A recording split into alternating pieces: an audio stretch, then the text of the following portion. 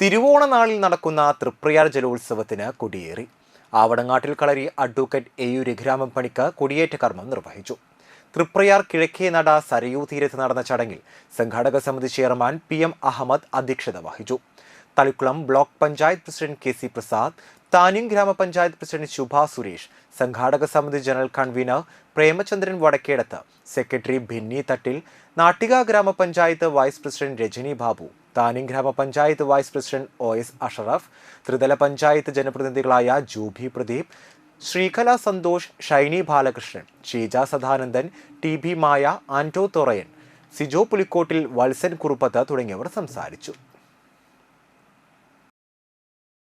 സംവിധാനത്തിലെ വളരെ ഭംഗിയോടുകൂടി ഇവിടുത്തെ വള്ളംകളിക്ക് വേറെ ഏത് സ്ഥലങ്ങളിലെ വള്ളംകളിയേക്കാൾ ഭംഗിയുണ്ട്. കാണാനും ഒരുപാട് സ്ഥലങ്ങളിൽ കാണാനുള്ള സൗകര്യങ്ങളുമുണ്ട്. ലക്ഷങ്ങൾ തടിച്ചു കൂടുന്ന ഈ വേദിയിൽ ഈ ഇത്രയും മനോഹരമായിട്ട് സംഘടിപ്പിക്കാൻ സാധിക്കുന്നത് തന്നെ വലിയൊരു ഭാഗ്യമാണ്.